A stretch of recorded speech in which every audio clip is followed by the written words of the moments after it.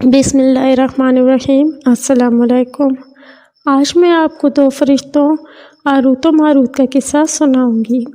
یہ دونوں فرشتے تھے جو شہر بابل میں بصورت انسان رہتے تھے۔ اللہ تعالیٰ نے ان فرشتوں کو سزا کے طور پر زمین پر بھیج دیا تھا۔ ان کو جادو اور طلسم آتا تھا۔ جو کوئی سحر سیکھنے کا طالب ان کے پاس جاتا، اول تو وہ اس کو منع کرتے کہ اس میں ایمان جانے کا خطرہ ہے۔ اس پر بھی اگر وہ باز نہ آتا تو اس کو سکھا دیتے۔ اللہ تعالیٰ کو ان کے ذریعے بندوں کی آزمائش منظور تھی، جیسا کہ بصورت انسانی شکل میں فرشتوں کے ذریعے اللہ تعالیٰ نے قوم لوط کو آزمایا تھا۔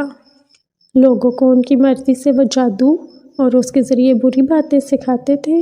لاتعداد لوگوں کو گناہگار بنا دیا تھا۔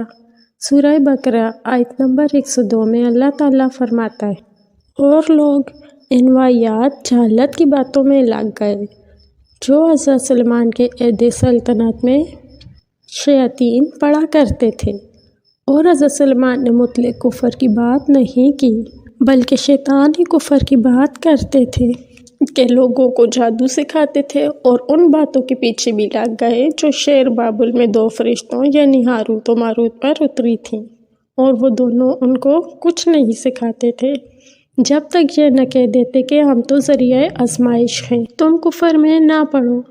غرض لوگ ان سے ایسا جادو سیکھتے جو ان کو ہی نقصان پہنچاتا اور فائدہ کچھ نہ دیتا، اور وہ جانتے تھے کہ جو شخص ایسی چیزوں یعنی سحر و منتر وغیرہ کا خریدار ہوگا، اس کا آخرت میں کچھ حصہ نہیں، اور جس چیز کے عوض انہوں نے اپنی جانوں کو بیچ ڈالا وہ بری تھی۔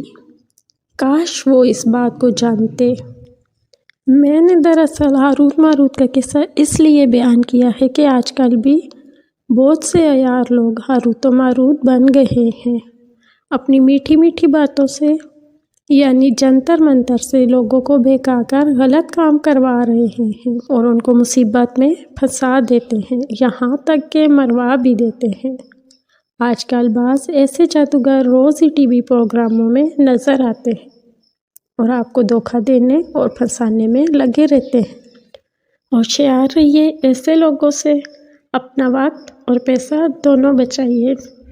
ویڈیو اچھی لگی ہے تو لائک کریں اور چینل کو سبسکرائب کریں۔ اگلی ویڈیو تک کے لیے اللہ حافظ۔